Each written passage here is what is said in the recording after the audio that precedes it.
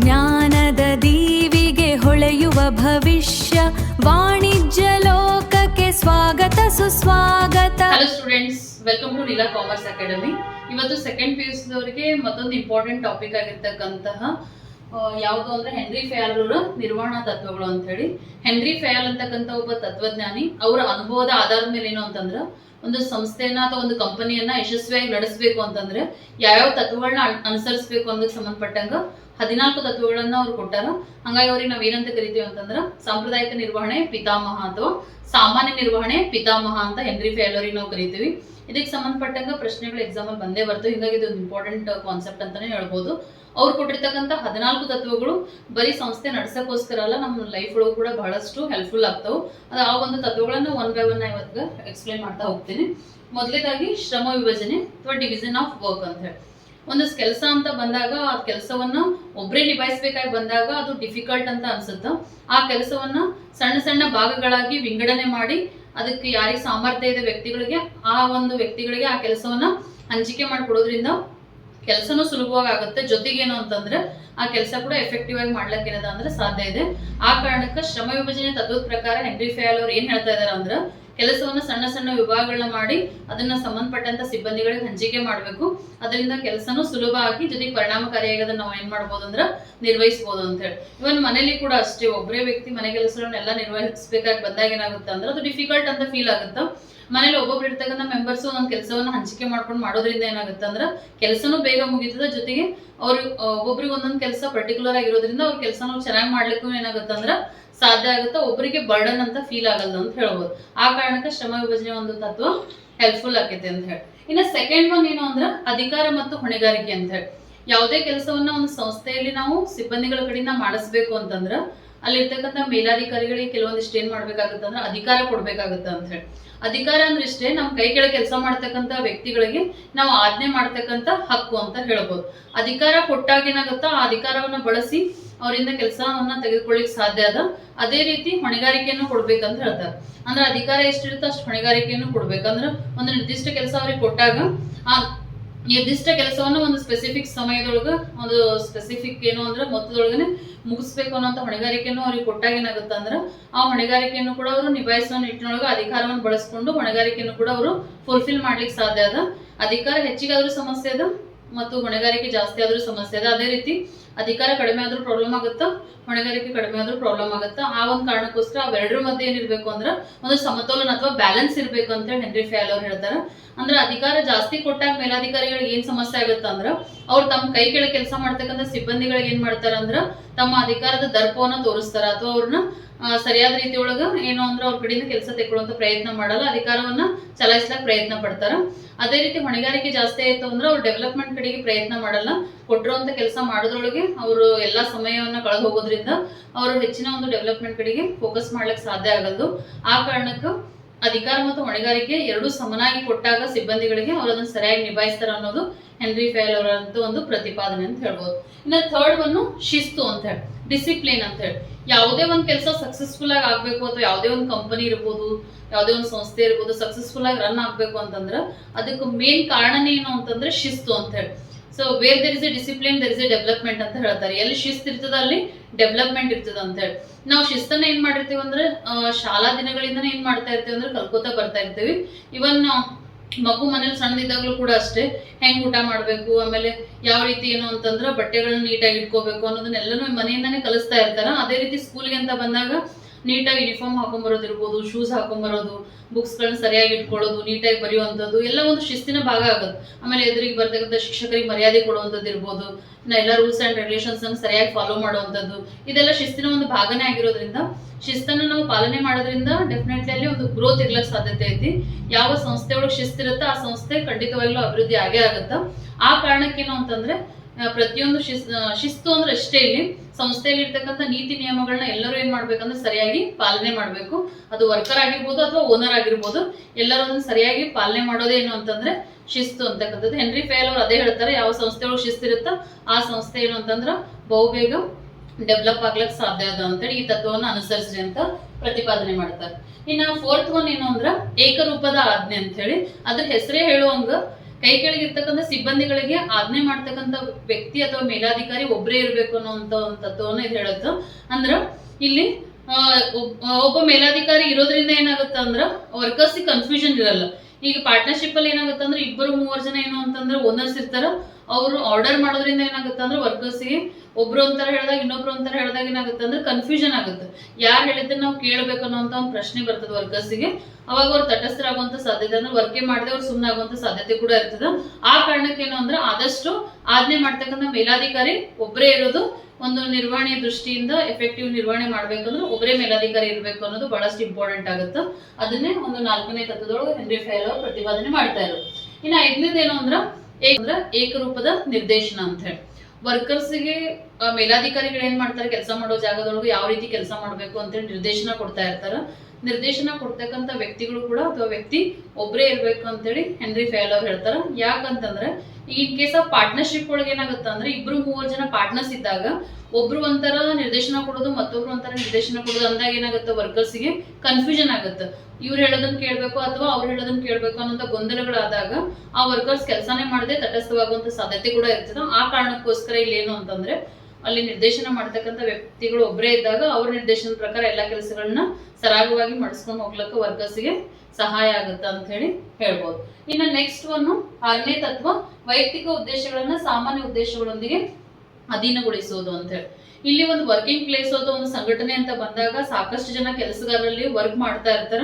Work ಮಾಡುವಂತ ಪ್ಲೇಸಿಗೆ ಬಂದಿರ್ತಕ್ಕಂಥ ಸಿಬ್ಬಂದಿಗಳು ಬೇರೆ ಬೇರೆ ಬ್ಯಾಕ್ ಗ್ರೌಂಡ್ ಇಂದ ಬಂದಿರ್ತಾರ, ಬೇರೆ ಬೇರೆ ಕಲ್ಚರ್ ಇಂದ ಬಂದಿರ್ತಾರ, ಬೇರೆ ಬೇರೆ ಭಾಷೆ ಮಾತಾಡೋರು, ಬೇರೆ ಬೇರೆ ಊರುಗಳಿಂದ ಬಂದಿರ್ತಾರ. ಈ ರೀತಿ ಇದ್ದಾಗ ಅವರ ವೈಯಕ್ತಿಕ ಉದ್ದೇಶಗಳು ಬೇರೆ ಬೇರೆನೆ ಆಗಿರ್ತಾವ ಅಂತ ಹೇಳ್ಬೋದು. ಒಬ್ರು ಕೆಲಸ ಕಲಿಯೋಕ್ಕೋಸ್ಕರ ಬರ್ತಾರ, ಕೆಲವೊಬ್ರು ಏನು ಅಂತಂದ್ರೆ ಸಂಬಳಕ್ಕೋಸ್ಕರ ಕೆಲ್ಸಕ್ಕೆ ಬರ್ತಾರ, ಇನ್ ಕೆಲವೊಬ್ರು ಲೈಫ್ ಒಳಗ ಏನಾದ್ರು ಗ್ರೋತ್ ಆಗ್ಬೇಕಪ್ಪ ಅನ್ನೋ ಉದ್ದೇಶಕ್ಕೋಸ್ಕರ ಕೆಲ್ಸಕ್ಕೆ ಬರ್ತಾರ, ಇನ್ನ ಕೆಲವೊಬ್ರು ಏನು ಅಂತಂದ್ರೆ ಟೈಮ್ ಪಾಸ್ ಕೆಲ್ಸಕ್ಕೆ ಬರೋರು ಇರ್ತಾರೆ. ಈ ರೀತಿ ಆದಾಗ ಇಲ್ಲಿ ಅವರ ವೈಯಕ್ತಿಕ ಉದ್ದೇಶಗಳ ಕಡೆಗೆ ಪ್ರತಿಯೊಬ್ಬ ವ್ಯಕ್ತಿದು ಒಲವು ಇರ್ತದ. ಅದನ್ನ ಬದಲಾಯಿಸಿ ನಾವೇನ್ ಮಾಡ್ಬೇಕಂದ್ರೆ ವ್ಯವಸ್ಥಾಪಕರಾಗಿರ್ತಕ್ಕಂಥವ್ರು ಅವರ ಉದ್ದೇಶಗಳನ್ನ ಸಂಸ್ಥೆಯ ಸಾಮಾನ್ಯ ಉದ್ದೇಶಗಳೊಂದಿಗೆ ಏನ್ ಮಾಡ್ಬೇಕು ಅಂತಂದ್ರ ಅಧೀನಗೊಳಿಸ್ಬೇಕು ಅಂತ ಹೇಳಿ. ಇದ್ರ ಅರ್ಥ ಏನಂದ್ರ ಪ್ರತಿಯೊಂದು ಸಂಸ್ಥೆಗೆ ಅಥವಾ ಪ್ರತಿಯೊಂದು ಕಂಪನಿಗೆ ತನ್ನದೇ ಆದಂತ ವೈಯಕ್ತಿಕ ಉದ್ದೇಶಗಳು ಇರ್ತಾವ ಅಥವಾ ಸಂಘಟನಾತ್ಮಕ ಉದ್ದೇಶಗಳು ಇರ್ತಾವ ಅಂತ ಹೇಳ್ಬೋದು. ಅವುಗಳನ್ನ ನಾವು ಅಚೀವ್ ಮಾಡ್ಬೇಕಪ್ಪ, ಸಾಧಿಸಬೇಕು ಅಂತಂದ್ರೆ ಅದು ಸಿಬ್ಬಂದಿಗಳ ಶ್ರಮದಿಂದ ಮಾತ್ರ ಸಾಧ್ಯ. ಹಾಗಾಗಿ ಏನು ಅಂದ್ರೆ ಸಿಬ್ಬಂದಿಗಳ ಒಂದು ಮನಸ್ಸಲ್ಲಿ ಏನ್ ಮಾಡ್ಬೇಕು ಅಂದ್ರೆ ವ್ಯವಸ್ಥಾಪಕ ಆಗಿರ್ತಕ್ಕಂಥವ್ರು ಸಂಸ್ಥೆ ಉದ್ದೇಶಗಳನ್ನ ನೀವು ಈಡೇರಿಸಿದ್ದೆ ಆದಲ್ಲಿ ಏನು ಅಂದ್ರೆ ನಿಮ್ಮ ವೈಯಕ್ತಿಕ ಉದ್ದೇಶಗಳು ಈಡೇರ್ತಾವ ಅನ್ನೋಂತ ಒಂದು ಮನವರಿಕೆಯನ್ನ ಏನ್ ಮಾಡ್ಬೇಕಂದ್ರೆ ಎಲ್ಲಾ ಸಿಬ್ಬಂದಿಗಳಿಗೆ ಮಾಡ್ಬೇಕು. ಅಂದಾಗ ಮಾತ್ರ ಅವ್ರ ವೈಯಕ್ತಿಕ ಉದ್ದೇಶಗಳು ಸಂಸ್ಥೆ ಉದ್ದೇಶಗಳೊಂದಿಗೆ ಅಧೀನವಾದಾಗ ಮಾತ್ರ ಸಂಸ್ಥೆ ಉದ್ದೇಶಗಳನ್ನ ನಾವು ಅಚೀವ್ ಮಾಡ್ಲಿಕ್ಕೆ ಏನದಂದ್ರೆ ಸಾಧ್ಯ ಇದೆ. ಹಾಗಾಗಿ ಏನು ಅಂತಂದ್ರೆ ವ್ಯವಸ್ಥಾಪಕರ ಜವಾಬ್ದಾರಿ ಏನು ಅಂತಂದ್ರೆ ಸಿಬ್ಬಂದಿಗಳ ಮನವೊಲಿಸುವ ಮುಖಾಂತರ ಸಾಮಾನ್ಯ ಉದ್ದೇಶಗಳ ಈಡೇರಿಕೆಗಳಿಗೆ ಅವ್ರನ್ನ ಏನು ಅಂತಂದ್ರೆ ಕರೆ ತರ್ತಕ್ಕಂಥದ್ದು ಅಂತ ಹೇಳ್ಬೋದು. ಇನ್ನು 7ನೇ ತತ್ವ ಯಾವುದು ಅಂತಂದ್ರ ನೌಕರನ ಸಂಭಾವನೆ ಅಂತ ಹೇಳಿ. ಸಂಭಾವನೆ ಅಂತಂದ್ರೆ ವರ್ಕರ್ಸಿಗೆ ಕೊಡ್ತಕ್ಕಂಥ ಕೂಲಿ ಇರ್ಬೋದು ಅಥವಾ ಸಂಬಳ ಅಂತ ಹೇಳ್ತೀವಿ. ಈ ಒಂದು ಸಂಭಾವನೆ ಹೆಂಗಿರ್ಬೇಕು ಅಂತ ಹೆನ್ರಿ ಫಯಲ್ ಅವ್ರು ಹೇಳ್ತಾರ ಅಂದ್ರ ಅವ್ರಿಗೆ ಕೊಡ್ತಕ್ಕಂಥ ಸ್ಯಾಲ್ರಿ ಏನಿರ್ಬೇಕಂದ್ರೆ it should be handsome salary ಅಂತ ಹೇಳಿ. ಅಂದ್ರೆ ಅವ್ರ ಕೆಲಸಕ್ಕೆ ಯೋಗ್ಯವಾದಂತ ಸಂಬಳವನ್ನು ಏನ್ ಮಾಡ್ಬೇಕಂದ್ರೆ ಸಿಬ್ಬಂದಿಗಳಿಗೆ ಕೊಡ್ಬೇಕು. ಆ ರೀತಿ ಸಂಬಳ ಆಕರ್ಷಕವಾದಂತ ಸಂಬಳ ಕೊಡ್ಬೇಕು ಅಂತ ಹೇಳ್ತಾರೆ. ಏನ್ ಆಕರ್ಷಕ ಸಂಬಳ ಅಂದ್ರೆ ಎಷ್ಟು ಕೊಡ್ಬೇಕಪ್ಪ ಅನ್ನೋಂಥ ಪ್ರಶ್ನೆ ಬಂದಾಗ ಅಟ್ಲೀಸ್ಟ್ ಅವ್ರ ಜೀವನವನ್ನ ನಡೆಸಲಿಕ್ಕೆ ಯೋಗ್ಯವಿರುವಂತ ಒಂದು ಸಂಬಳವಾದ್ರೂ ಏನ್ ಮಾಡ್ಬೇಕಂದ್ರೆ ಸಿಬ್ಬಂದಿಗಳು ಕೊಡ್ಬೇಕು ಅಂತ ಹೇಳ್ತಾರ. ಜೊತೆಗೆ ಬೇರೆ ಹಂತದೇ ಒಂದು ಸಂಸ್ಥೆಗಳಿಗೆ ಕಂಪೇರ್ ಮಾಡಿದಾಗ ಬೇರೆ ಕಡೆಗೆ ಏನ ಸ್ಯಾಲ್ರಿ ಕೊಡ್ತಾ ಇರ್ತಾರ, ಅದಕ್ಕೆ ಕಂಪೇರ್ ಮಾಡಿದ್ರೆ ಅವ್ರಿಗೆ ಕೊಡ್ತಕ್ಕಂಥ ಸ್ಯಾಲ್ರಿ ಬೆಟರ್ ಅಂತ ಫೀಲ್ ಆಗ್ಬೇಕು ಅವರಿಗೆ. ಆ ರೀತಿ ಆದಾಗ ಮಾತ್ರ ಸಿಬ್ಬಂದಿಗಳು ಅಲ್ಲಿ ಕೆಲಸ ಬಿಟ್ಟು ಬೇರೆ ಕಡೆಗೆ ಹೋಗುವಂತ ಒಂದು ಪ್ರಯತ್ನ ಮಾಡಲ್ಲ. ನಾವು ಯೋಗ್ಯವಾದಂತ ಸಿಬ್ಬಂದಿಗಳನ್ನ ಸಂಸ್ಥೆಗಳು ಉಳಿಸ್ಕೊಳ್ಳಿಕ್ ಸಾಧ್ಯ ಆಗುತ್ತೆ. ಹಾಗಾಗಿ ಅವರಿಗೆ ನಿಯಮಿತವಾಗಿ ಆಕರ್ಷಕವಾದಂತಹ ಸಂಬಳವನ್ನ ಪ್ರತಿ ತಿಂಗಳು ತಪ್ಪದೇ ಪಾವತಿಸಬೇಕು ಅಂತೇಳಿ ಈ ತತ್ವ ಹೇಳುತ್ತೆ. ಇನ್ನ ನೆಕ್ಸ್ಟ್ ಪ್ರಿನ್ಸಿಪಲ್ ಯಾವುದು ಅಂತಂದ್ರೆ ಕೇಂದ್ರೀಕರಣ ಮತ್ತು ವಿಕೇಂದ್ರೀಕರಣ ಅಂತ ಹೇಳಿ. ಈ 8ನೇ ಒಂದು ತತ್ವದ ಪ್ರಕಾರ ಕೇಂದ್ರೀಕರಣ ಅಂತಂದ್ರ ಸಂಸ್ಥೆ ಒಳಗೆ ಇಂಪಾರ್ಟೆಂಟ್ ಡಿಸಿಷನ್ಸ್ ತಗೊಳ್ಳುವಂತ ಒಂದು ಅಥಾರಿಟಿ ಕೇವಲ ಒಬ್ಬ ವ್ಯಕ್ತಿ ಕೈಯೊಳಗೆ ಇತ್ತು ಅಂತಂದ್ರೆ ಅದಕ್ಕೆ ನಾವು ಕೇಂದ್ರೀಕರಣ ಅಂತ ಕರಿತೀವಿ. ಆ ಒಂದು ಅಧಿಕಾರವನ್ನ ಕೆಲವೊಂದಿಷ್ಟು ವ್ಯಕ್ತಿಗಳಿಗೆ ಹಂಚಿಕೆ ಮಾಡಿದ್ರಿ ಅಂತಂದ್ರ ವಿಕೇಂದ್ರೀಕರಣ ಅಂತ ಕರಿತೀವಿ. ಈ ತತ್ವವನ್ನ ನಾವೆಲ್ಲ ಅನುಸರಿಸಬಹುದಪ್ಪ ಅಂತಂದಾಗ ಈಗ ಸಾಮಾನ್ಯವಾಗಿ ಸಣ್ಣ ಪ್ರಮಾಣದ ಒಂದು ಸಂಸ್ಥೆ ಇತ್ತು ಅಂತಂದ್ರೆ ಅಲ್ಲಿ ನಾವು ಕೇಂದ್ರೀಕರಣವನ್ನ ಅಳವಡಿಸಬಹುದು. ಅಂದ್ರೆ ಕೇವಲ ಒಬ್ಬ ವ್ಯಕ್ತಿ ಏನು ಅಂತಂದ್ರೆ ಎಲ್ಲಾ ನಿರ್ಧಾರಗಳನ್ನ ತಗೋಬಹುದು. ವಿಕೇಂದ್ರೀಕರಣ ತತ್ವವನ್ನ ನಾವೆಲ್ಲ ಅನುಸರಿಸ್ತೀವಿ ಅಂತಂದ್ರ ಕಂಪನಿ ಅಂತ ಒಂದು ದೊಡ್ಡ ಗಾತ್ರದ ಒಂದು ಕೈಗಾರಿಕೆ ಅಂತ ಗಾತ್ರದ ಒಂದು ಸಂಸ್ಥೆಯನ್ನ ನಡೆಸಬೇಕಾಗಿ ಬಂದಾಗ ಏನಾಗುತ್ತೆ ಅಂದ್ರೆ ಅಲ್ಲಿ ಥೌಸಂಡ್ಸ್ ಟುಗೆದರ್ ಎಂಪ್ಲಾಯೀಸ್ ಕೆಲಸ ಮಾಡ್ತಾ ಇರ್ತಾರ. ಅಂತಲ್ಲಿ ಏನಾಗುತ್ತೆ ಅಂದ್ರೆ ಅಂತ ಒಂದು ಸಂಸ್ಥೆಗಳಲ್ಲಿ ಏನಾಗುತ್ತೆ ಅಂದ್ರೆ ಒಬ್ಬ ವ್ಯಕ್ತಿ ಇಡೀ ಒಂದು ಕಂಪನಿಯನ್ನ ಮ್ಯಾನೇಜ್ ಮಾಡ್ಲಿಕ್ಕೆ ಸಾಧ್ಯ ಆಗಲ್ದು. ಯಾಕಂದ್ರಲ್ಲಿ ಸಾಕಷ್ಟು ಪ್ರೊಡಕ್ಷನ್ ಆಕ್ಟಿವಿಟಿ ನಡೀತಾ ಇರ್ತದೆ, ಅಕೌಂಟಿಂಗ್ ಪ್ರೊಸೆಸ್ಸು, ಮಾರ್ಕೆಟಿಂಗು, ಅನಂತರ ವರ್ಕರ್ಸ್ ಅನ್ನ ಏನು ಅಂತಂದ್ರೆ ಅಪಾಯಿಂಟ್ ಮಾಡ್ಕೊಳ್ಳುವಂತ ಪ್ರೊಸೆಸ್ಸು, ಟ್ರೈನ್ ಅಪ್ ಮಾಡುವಂತ ಪ್ರೊಸೆಸ್ಸು, ಬಹಳಷ್ಟು ಆಕ್ಟಿವಿಟೀಸ್ ಒಂದು ಕಂಪನಿಯಲ್ಲಿ ನಡೆಯೋದ್ರಿಂದ ಒಬ್ಬ ಮಾಲೀಕನಿಂದ ಮಾತ್ರ ಇವೆಲ್ಲನೂ ಏನು ಅಂತಂದ್ರೆ ನಿಭಾಯಿಸ್ಲಿಕ್ಕೆ ಸಾಧ್ಯ ಆಗಲ್ದು. ಅಂತ ಸಂದರ್ಭಗಳಲ್ಲಿ ಕಂಪನಿಗಳಲ್ಲಿ ಏನ್ ಮಾಡ್ತಾರ ಅಂತಂದ್ರ ಆಕ್ಟಿವಿಟೀಸ್ ಬೇಸಿಸ್ ಮೇಲೆ ಏನ್ ಮಾಡ್ತಾರೆ, ಡಿಫ್ರೆಂಟ್ ಡಿಪಾರ್ಟ್ಮೆಂಟ್ಸ್ ಆಗಿ ವಿಭಾಗೀಕರಣ ಮಾಡ್ತಾರ. ಆಯಾ ವಿಭಾಗಕ್ಕೆ ಒಬ್ಬೊಬ್ಬ ಮ್ಯಾನೇಜರ್ ನ ಅಪಾಯಿಂಟ್ ಮಾಡಿರ್ತಾರ. ಆ ಮ್ಯಾನೇಜರ್ ಆ ಡಿಪಾರ್ಟ್ಮೆಂಟ್ ಗೆ ಸಂಬಂಧಪಟ್ಟಂತ ಎಲ್ಲಾ ಕೆಲಸ ಕಾರ್ಯಗಳನ್ನ ನೋಡ್ಕೊಂತಾರ ಅಂತ ಹೇಳಿ ಆ ಒಂದು ಡಿಪಾರ್ಟ್ಮೆಂಟ್ ಮ್ಯಾನೇಜರ್ಗೆ ಆ ಒಂದು ಡಿಪಾರ್ಟ್ಮೆಂಟ್ ಗೆ ಸಂಬಂಧಪಟ್ಟಂತ ಎಲ್ಲಾ ಅಧಿಕಾರವನ್ನ ಮೇಲಾಧಿಕಾರಿಗಳು ಅಥವಾ ಸಂಸ್ಥೆಯ ಮುಖ್ಯಸ್ಥರು ಬಿಟ್ಕೊಡೋದ್ರಿಂದ ಏನಾಗುತ್ತೆ ಅಂದ್ರೆ ಅವ್ರವ್ರ ಕೆಲಸಗಳನ್ನ ಅವರು ಹ್ಯಾಂಡಲ್ ಮಾಡ್ಕೊಂತ ಹೋಗ್ತಾರೆ. ಇನ್ನು ಮಾಲೀಕರಾಗಿರ್ತಕ್ಕಂಥವ್ರು ಸಂಸ್ಥೆ ಡೆವಲಪ್ಮೆಂಟ್ ಕಡೆಗೆ ಫೋಕಸ್ ಮಾಡ್ಲಕ್ಕ, ಹೊಸ ಹೊಸ ಪ್ಲಾನ್ಗಳ್ ಮಾಡ್ಲಕ್ಕ ಅವ್ರಿಗೆ ಏನಾಗುತ್ತೆ ಅಂದ್ರೆ ಅವಕಾಶ ಮಾಡ್ಕೊಟ್ಟಂಗಾಗುತ್ತೆ. ಅವ್ರಿಗೂ ಕೂಡ ವರ್ಕ್ ಬರ್ಡನ್ ಅನ್ಸಲ್ದು, ಎಲ್ಲ ಸ್ಮೂತ್ ಆಗಿ ಮೂವ್ ಹಾಕೋತ ಹೋಗುತ್ತೆ. ಅಂತ ಸಂದರ್ಭಗಳಲ್ಲಿ ನಾವು ವಿಕೇಂದ್ರೀಕರಣವನ್ನು ಏನ್ ಮಾಡ್ಬೋದು ಅಂದ್ರೆ ಅಳವಡಿಸಬಹುದು ಅಂತ ಹೇಳಿ. ಇನ್ನ ನೆಕ್ಸ್ಟ್ ಒನ್ ಯಾವ್ದು ಅಂದ್ರೆ ಶ್ರೇಣೀಕೃತ ಸರಪಳಿ ಅಂತ ಹೇಳಿ. ನಾವು ಮ್ಯಾನೇಜ್ಮೆಂಟ್ ಲೆವೆಲ್ಸ್ ನಾವು ಲಾಸ್ಟ್ ವಿಡಿಯೋದೊಳಗೆ ನೀವು ನೋಡಿರಿ. ಟಾಪ್ ಲೆವೆಲ್, ಮಿಡಲ್ ಲೆವೆಲ್ ಮತ್ತು ಲೋವರ್ ಲೆವೆಲ್ ಅಂತ ಹೇಳಿ ಇರ್ತದೆ, ಅಥವಾ ಆಪರೇಷನಲ್ ಲೆವೆಲ್ ಅಂತ ಹೇಳಿ. ಅಂದ್ರೆ ಉನ್ನತ ಹಂತ, ಮಧ್ಯಮ ಹಂತ ಮತ್ತು ಕಾರ್ಯನಿರ್ವಹಣೆ ಅಥವಾ ಕಾರ್ಯಾಚರಣೆ ಹಂತ ಅಂತ ಹೇಳಿ. ಇಲ್ಲಿ ಒಂದು ಸಂಸ್ಥೆ ಒಳಗ ಕಮ್ಯುನಿಕೇಶನ್ ಅಂತಕ್ಕಂಥದ್ದು ಒಂದು ಶ್ರೇಣೀಕೃತ ಸರಪಳಿಯ ಮುಖಾಂತರ, ಅಂದ್ರೆ ಸ್ಟೆಪ್ ಬೈ ಸ್ಟೆಪ್ ಏನಾಗ್ಬೇಕು ಅಂತಂದ್ರೆ ಮಾಹಿತಿ ಚಲನೆ ಆಗ್ಬೇಕು ಅಂತಕ್ಕಂಥದ್ದು ಹೆನ್ರಿ ಫೇಲ್ ಅವ್ರದ್ದು ಮತ್ತೊಂದು ಪ್ರತಿಪಾದನೆ ಅಂತ ಹೇಳ್ಬೋದು. ಈ ತತ್ವದ ಪ್ರಕಾರ ಆರ್ಡರ್ ಮಾಡೋದಿತ್ತು ಅಂತಂದ್ರೆ ಟಾಪ್ ಲೆವೆಲ್ ನಾಗ ಇರ್ತಕ್ಕಂಥ ಮ್ಯಾನೇಜ್ಮೆಂಟ್ ಲೆವೆಲ್ ನಾಗ ಇರ್ತಕ್ಕಂಥವ್ರು ಡಿಪಾರ್ಟ್ಮೆಂಟಲ್ ಮ್ಯಾನೇಜರ್ಸ್ ದವ್ರಿಗೆ ಏನ್ ಮಾಡ್ತಾರ ಅಂದ್ರ ಆರ್ಡರ್ ಮಾಡ್ತಾರ. ಡಿಪಾರ್ಟ್ಮೆಂಟಲ್ ಮ್ಯಾನೇಜರ್ಸ್ ದವ್ರು ಏನ್ ಮಾಡ್ತಾರ ಅಂತಂದ್ರೆ ಫೋರ್ಮೆನ್ಗಳಿಗೆ ಅಥವಾ ಸೂಪರ್ವೈಸರ್ಸ್ ಆರ್ಡರ್ ಮಾಡ್ತಾರ, ಸೂಪರ್ವೈಸರ್ಸ್ ವರ್ಕರ್ಸ್ ಆರ್ಡರ್ ಮಾಡ್ತಾರ ಅಂತ ಹೇಳಿ. ಇದೇ ರೀತಿ ಏನು ಅಂದ್ರೆ ರಿಕ್ವೆಸ್ಟ್ ಅನ್ನೋದೇನಿತ್ತು ಅಂದ್ರೆ ಡೌನ್ವರ್ಡ್ ಇಂದ ಟಾಪ್ ಲೆವೆಲ್ ಅದು ಮೂವ್ ಆಗುತ್ತೆ. ಅಂದ್ರೆ ರಿಕ್ವೆಸ್ಟ್ ಮಾಡ್ಕೊಳ್ಳೋದಿದ್ರೆ ವರ್ಕರ್ಸ್ ಸೂಪರ್ವೈಸರ್ ರಿಕ್ವೆಸ್ಟ್ ಮಾಡ್ಕೋತಾರ, ಸೂಪರ್ವೈಸರ್ಸ್ ಅವ್ರಿಗೆ ಸಂಬಂಧಪಟ್ಟಂತ ಡಿಪಾರ್ಟ್ಮೆಂಟ್ ಮ್ಯಾನೇಜರ್ ರಿಕ್ವೆಸ್ಟ್ ಮಾಡ್ಕೋತಾರ. ಡಿಪಾರ್ಟ್ಮೆಂಟ್ ಮ್ಯಾನೇಜರ್ಸ್ ಏನು ಅಂದ್ರೆ ಟಾಪ್ ಲೆವೆಲ್ ಅವ್ರಿಗೆ ಅಥವಾ ಬಾಸ್ ಅವ್ರಿಗೆ ಏನ್ ಮಾಡ್ತಾರ ಅಂತಂದ್ರೆ ರಿಕ್ವೆಸ್ಟ್ ಮಾಡ್ಕೋತಾರ. ಈ ರೀತಿ ಯಾವುದೇ ಒಂದು ಸಂವಹನ, ಆದೇಶ ಇರ್ಬೋದು ಅಥವಾ ರಿಕ್ವೆಸ್ಟ್ ಮಾಡ್ಕೊಳ್ಳೋದಿರ್ಬೋದು, ಅದು ಒಂದು ಸರಪಳಿ, ಅಧಿಕಾರ ಸರಪಳಿಯ ಮುಖಾಂತರನೇ ನಡಿಬೇಕು ಅಂತ ಹೇಳಿ ಈ ಶ್ರೇಣೀಕೃತ ತತ್ವ ಹೇಳುತ್ತೆ. ಇನ್ನ ನೆಕ್ಸ್ಟ್ ಒನ್ ಕ್ರಮ ಅಂತ ಹೇಳಿ. ಕ್ರಮ ಈ ಒಂದು ತತ್ವ ನಿರ್ವಹಣೆ ಒಳಗೆ ಏನ್ ಹೇಳ್ತಾ ಇದೆ ಅಂತಂದ್ರ ಪ್ರತಿಯೊಂದು ವ್ಯಕ್ತಿಗೂ ಮತ್ತು ಪ್ರತಿಯೊಂದು ವಸ್ತುವಿಗೂ ಒಂದು ನಿರ್ದಿಷ್ಟ ಸ್ಥಳ ಇರಬೇಕು ವರ್ಕಿಂಗ್ ಪ್ಲೇಸ್ ಒಳಗ ಅನ್ನುವಂಥದ್ದನ್ನ ಹೇಳ್ತಾ ಇದೆ. ಏನು ಒಂದು ಪ್ರತಿಯೊಂದು ವ್ಯಕ್ತಿಗೂ ಮತ್ತು ಒಂದು ಪ್ರತಿಯೊಂದು ವಸ್ತುವಿಗೂ ನಿರ್ದಿಷ್ಟ ಸ್ಥಳ ಅಂತಂದ್ರ ಯಾವುದೇ ಒಬ್ಬ ವ್ಯಕ್ತಿ ಒಂದು ಹುದ್ದೆ ಅಂತ ಕೊಟ್ಟಿರ್ತಾರ ಸಂಸ್ಥೆ ಒಳಗ, ಆ ವ್ಯಕ್ತಿಗೆ ತನ್ನದೇ ಆದಂತ ಒಂದು ಪರ್ಟಿಕ್ಯುಲರ್ ಪ್ಲೇಸ್ ಇರಬೇಕು. ಕಂಪ್ನಿಯಲ್ಲಿ ಅಥವಾ ಆಫೀಸ್ಗಳಲ್ಲಿ ಇರ್ಬೋದು, ಕೆಲಸ ಮಾಡೋ ಜಾಗದೊಳಗೆ ಇರ್ಬೋದು. ಅದೇ ರೀತಿ ಪ್ರತಿಯೊಂದು ವಸ್ತುವನ್ನು ಇಡ್ಲಕ್ ಒಂದು ಸ್ಪೆಸಿಫಿಕ್ ಪ್ಲೇಸ್ ಇರ್ಬೇಕಾಗುತ್ತೆ. ಈಗ ನಾವು ಮನೇಲಿ ಫರ್ನಿಚರ್ ತಗೊಂಬಂದಾಗ ಯಾವ ರೀತಿ ಸೆಟ್ ಮಾಡ್ತೀವಿ, ಕಿಚನ್ ಐಟಮ್ಸ್ ತಗೊಂಬಂದಾಗ ಯಾವ ರೀತಿ ಕಿಚನ್ ಒಳಗೆ ನಾವು ಸೆಟ್ ಮಾಡ್ತೀವಿ, ಬುಕ್ಸ್ ನೆಲ್ಲ ರಾಕ್ ಒಳಗೆ ಯಾವ ರೀತಿ ನಾವು ಸೆಟ್ ಮಾಡಿರ್ತೀವಿ, ಅದೇ ರೀತಿ ಕಚೇರಿಗಳಲ್ಲಿ ಇರ್ಬೋದು, ಆಫೀಸ್ಗಳಲ್ಲಿ ನಮಗೆ ಕೆಲಸ ಮಾಡ್ಲಕ್ಕ ಬೇಕಾದಂತ ವಸ್ತುಗಳು ನಮಗೆ ಸಮೀಪ ಸ್ಥಳದೊಳಗೆ ಲಭ್ಯವಿರೋ ರೀತಿಯೊಳಗೆ ನಾವ್ ಏನ್ ಮಾಡಿ ಇಟ್ಟಿರ್ಬೇಕಂದ್ರ ಜೋಡಿಸಿಟ್ಟಿರ್ಬೇಕಾಗತ್ತ ಅಂತ ಹೇಳಿ. ಈಗ ಒಂದ್ ಕಡೆ ಉತ್ಪಾದನಾ ಪ್ರೊಸೆಸ್ ನಡೀಲತ್ತದ ಅಂದ್ರ ಅದ್ರ ಪಕ್ಕದೊಳಗೆ ಏನಿರ್ಬೇಕು ಅಂತಂದ್ರ ರಾ ಮಟೀರಿಯಲ್ ಗೋಡೌನ್ ಇರಿಸಬೇಕಾಗತ್ತ ಅಂತ ಹೇಳಿ.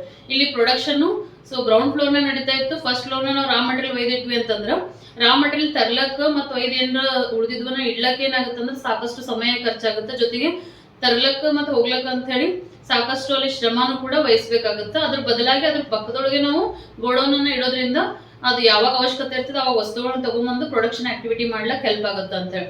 ಅದೇ ರೀತಿ ಆಫೀಸ್ ಒಳಗೆ ಬೇಕಾಗಿರ್ತಕ್ಕಂಥ ಎಲ್ಲಾ ಫೈಲ್ಗಳನ್ನ ಪಕ್ಕದೊಳಗೆ ಒಂದು ಬೀರು ಇಟ್ಕೊಂಡು ಅದ್ರೊಳಗೆ ಎಲ್ಲ ನಾವು ಜೋಡಿಸಿಟ್ಕೊಳ್ಳೋದ್ರಿಂದ ನಮ್ಗೆ ಅವಶ್ಯಕತೆ ಇದ್ದಾಗ ನಾವು ಅದನ್ನ ತಗೊಂಡು ನಮ್ಗೆ ಏನ್ ಕೆಲಸ ಬೇಕು ಅದನ್ನ ಮಾಡ್ಕೊಂಡು ಮತ್ತೆ ಅಲ್ಲೇ ವಾಪಸ್ ಇಡ್ಲಿಕ್ಕೂ ಕೂಡ ಸಹಾಯ ಆಗುತ್ತೆ. ಇದರಿಂದ ಬಹಳಷ್ಟು ಸಮಯದ ಉಳಿತಾಯ ಆಗುತ್ತೆ ಮತ್ತು ಶ್ರಮದ ಉಳಿತಾಯ ಆಗುತ್ತೆ. ಹಾಗಾಗಿ ಈ ಒಂದು ಕ್ರಮ ತತ್ವವನ್ನ ಅನುಸರಿಸಬೇಕು ಅಂತ ಹೇಳಿ.